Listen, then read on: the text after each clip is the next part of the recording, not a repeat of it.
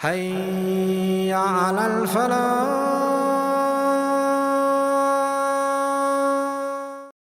In these few minutes that I have with you, I'd like to share with you two parables from Surah An-Nur. Surah An-Nur is the 24th surah of the Quran. Many times, some of the very difficult lessons and very profound lessons of the Quran, Allah teaches by way of giving an example. And oftentimes, when you just read a translation of that example, it's kind of hard to make sense of what is being said. So, what I'm going to try to do is give you a little bit of background and set the stage to help us better understand these beautiful parables. Not only are they beautiful, I think they're quite scary as well.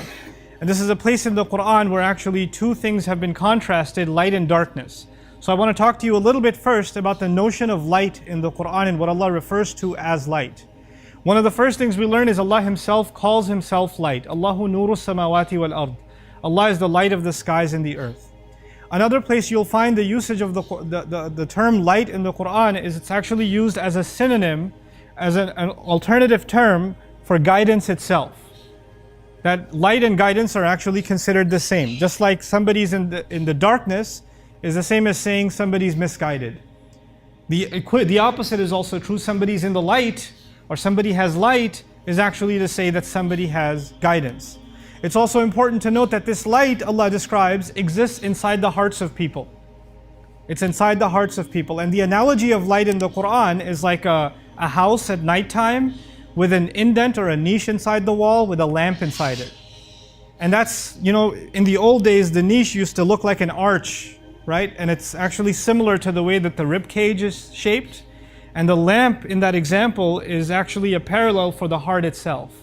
And so a lit up lamp is like a lit up heart, whose glass has to be clean and all of that. But in any case, just the point I was trying to make first and foremost is that the idea of light is, in the spiritual sense, is something that lives inside our hearts.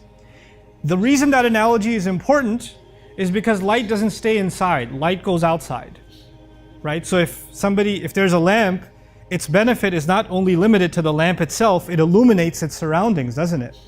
And so if somebody has true guidance inside of their heart and a true faith inside of their heart, they're not only going to be the ones that benefit, everybody around them is also going to be illuminated as a result. And as a matter of fact, light only truly gets appreciated when you're in the dark. In other words, our faith and our iman is only really put to the test, and really its benefit comes out when we are surrounded by difficult circumstances, when we're surrounded by misguidance. And often believers, feel, if we only lived in better times, if only we lived in the time of the Prophet ﷺ, or, we're living in such dark times, etc. That notion entirely is silly. All prophets were a minority. The believers have always been a minority. And the majority of people around them were in the darkness. And so when you say, I wish I was living in those times, you're not wishing for anything much different, maybe even wishing for something much tougher. Right? So that's the first thing I wanted to get out of the way. The second thing I want to talk to you guys about when it comes to this idea of light is it's not just something figurative. In other words, obviously, if you open up somebody's chest, you're not going to see light inside. But actually, a day is coming when you will. On the day of resurrection, Allah actually turns our faith into real, actual light. And we all have to take a walk on Judgment Day. After our judgments are done, we have to take a walk towards our final destinations, either heaven or hell. And there are people who had faith with them, which is nurun yas'a bayna aydihim wa bi aymanihim. There are two kinds of light that are going to aid us on that day when there's complete darkness. The light is going to be coming out of our chests, and there's another light that's going to be coming out of our right hands. That's what the Quran describes on a couple of occasions. That light is supposed to help you navigate through this difficult path so you and I can make it to the gates of heaven. That's the point of it. Okay? Now, why are there two kinds of light? One of those lights has to do with your sincerity to Allah and the genuineness of your faith. That's inside of your heart. Only you know that and Allah knows that. Nobody else can check it. The other light, as I mentioned, comes from your right hand. And that light is actually a representation of the things you and I did in this life.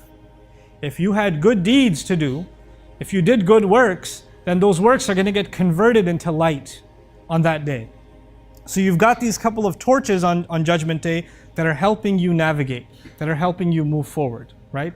And at the end of the day, all of this conversation it's only got one purpose. You and I want to stand up on that day and we want to have some light on our hands. We want to be able to access that light so we can make our way to Jannah. Our Messenger ﷺ would describe that that light on Judgment Day that we're going to be raised with is not all the same for everybody. It's not all the same. There are some people who barely have enough light, they can barely see their feet as they walk. That's how much light they have. There are those who have so much light that they can see from, it's as though that you can see from one city to the next one. That's how much light you have. And that depends on the strength and the purity of our faith and the strength of the deeds we left behind, doesn't it? And so that's the reason the parable of light is important. This was not the subject of my khutbah. I just wanted to set the stage. Allah wanted us to understand the concept of light and how we have to preserve that light in ourselves. And we have to ensure that that investment is maintained and not killed before we make it before Allah on Judgment Day. Right now you won't notice it, but on that day everybody's going to be wishing they have it. Now, these two parables that I wanted to share with you, these examples that I wanted to share with you, are actually not about light. They're about darkness. They're at the end, the two tragic cases of people who are not going to have light or who don't take advantage of the light that they have. And so I'll go through them one by one. Allah describes وَالَّذِينَ كَفَرُوا أَعْمَالُهُمْ كَسَرَابٍ بِقِيعَةٍ يَحْسَبُهُ الظَّمْآنُ مَاءً. Allah says, as for those who've disbelieved, which can also be translated those who've buried away, meaning buried their light away. That's one of the other ways you can think of the word kufr. Anyway, those who've denied and have been ungrateful and have buried their light away, what about them? Well, they are like somebody traveling in the middle of the day in a desert and they see a sarab, which means a mirage. So a man is thirsty, a woman is thirsty, lost in the desert, and they're trying to find a place to survive. And of course, in the hot sun, you start seeing waves where there are no waves. Things get a little watery looking in the distance, and that's a mirage. And because you're dying of thirst, you think that's worth something. And so يَحْسَبُهُ الظَّمْآنُ مَاءً, the desperately thirsty one runs towards that water, thinking that it's water. حَتَّى إِذَا جَاءَهُ, until the point where he reaches it. لَمْ يَجِدْهُ شَيْئًا, he found nothing there. It was just sand. It was a false image. فَوَفَّاهُ حِسَابَهُ وَاللَّهُ سَرِيعُ الْحِسَابِ. So Allah, and he will only find Allah there. He was looking for water and Allah makes a strange turn in the example. He says instead of finding water there, he will find his master there. فَوَجَدَ اللَّهَ عِنْدَهُ فَوَفَّاهُ حِسَابَهُ. He'll find Allah there and Allah will complete his account there. Allah will give him what he deserves. Wallahu sari'ul hisab, and Allah is quick in taking the audit. Allah is quick in taking account of all the things you and I did. That's the first example. I haven't explained it yet. I just want you to know what it is first. Now quickly the second example. Oh, another example. And this is going to be almost the opposite scene. First time we were in the desert, now we're going to be in the ocean. He says كَظُلُمَاتٍ فِي بَحْرٍ. It's like layers on top of layers on top of layers of darkness out at sea. So we're not talking about the daytime now. We're talking about the nighttime. In the first example, it was clearly daytime because you don't see a mirage at night, you only see it in the day. And now you're out at sea and you're covered in layers of darkness. And then he says, في ظلمات في بحر لجي. Lujji means an ocean that is not merciful, that won't let up. Like the waves are getting violent and you're hoping it was just one bad wave and then things are going to calm down. But no, the waves keep getting worse and worse and worse. Until يَغْشَاهُ مَوْجٌ مِّن فَوْقِهِ. A wave overtakes him. A wave is so huge out in the middle of sea that it crushes whatever vessel he's in, whatever boat or ship that he's in. It's now underwater. And then مِّن فَوْقِهِ مَوْجٌ. On top of that wave that's already slammed you into the water is another wave throwing you deeper inside. Min fawqihi sahab. And on top of that there are thunderstorm clouds.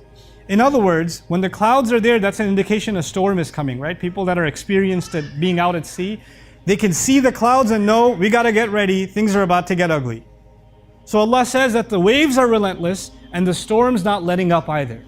And this person, whoever they were, that poor soul, is being now drowned into the depths of the sea, in the middle of the darkness. And at the end of that parable, what does he say? إِذَا أَخْرَجَ يَدَهُ لَمْ يَكَدْ يَرَاهَا. You're all the way at the bottom of the sea, You can't even try and get up. You try to get up, another wave comes and slams you down. That's the problem. You could try to swim your way up, but there's another wave on top. And so he says, he's so much lost in the dark that when he takes his hand out, lam yakad yaraha, it's almost as if he can't even see his own hand. وَمَنْ لَمْ يَجْعَلِ اللَّهُ لَهُ نُورًا فَمَا لَهُ مِن نُور. Whoever Allah didn't give light to, how can they have any light?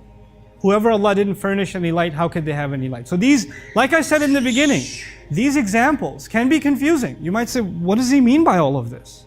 But I first wanted to kind of paint this scene for you, these two parables, these two examples, and what they mean in brief translation. Now let's try to dig a little deeper and appreciate what's being said. Basically, in both of these cases, a person is not seeing what they're supposed to. One person's in the middle of day, it's bright outside, and yet they see things that aren't there. They see a mirage, don't they? Which is as good as being blind. You might as well be in the dark because it's not there. What you see isn't there. And in the other case, somebody's in the dark, they're at sea, there's not even moonlight because it's covered by the clouds, there's these waves, you're blind in another way. These are both sides of blindness. But why give two different sides of blindness? Because Allah is describing that on Judgment Day, people are going to come before Him that are, the unfortunate cases are going to be of two kinds. There are going to be two kinds of unfortunate cases. So here's where I'd like for you to pay extra attention to understand what is going on in these parables. There are people who assume that they are in light. There are people that are like that person out in the desert, surrounded by light. You can't get brighter than the desert in the daytime. You know? So there are people that are in a good environment. They act religiously. They look religious. They talk religious. Their family's religious. Their community's religious. They're involved in the religious sense. They're involved at the masjid. So everything around them, they're not drinking alcohol. They're not in the party scene. They're not at the club. They're not in that scene. They're in a religious setting. They're in a spiritual setting. They're surrounded by light. And a lot of times we assume that people like that are straight one-way ticket to heaven. They're good. They've made it. They've got no issues. But unfortunately, even when you're surrounded by that much light, you know what happens sometimes? You start becoming delusional. You start thinking that the appearance of looking religious, the words that you use that make you sound like you're religious, the outside of your being committed to the faith, you look like you're pretty enlightened, doesn't actually say anything about what's going on the inside. There could be two very different realities. We have, unfortunately, in the Muslim world, this is something Allah comments exhaustively on in the Quran. I'll just oversimplify it for now. Basically what happens is you have people that look very spiritual, very enlightened, very religious, very committed to the faith on the outside.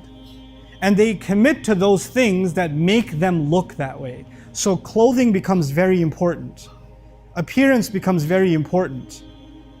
Pronouncing certain utterances becomes very important. All the things that other people can perceive become important. But there's something going on inside of you like greed, like jealousy, like pride, like anger, like hatred. You can't see somebody else succeed, it bothers you. You don't feel even a little bit of sympathy when you're being ruthless to children in the family.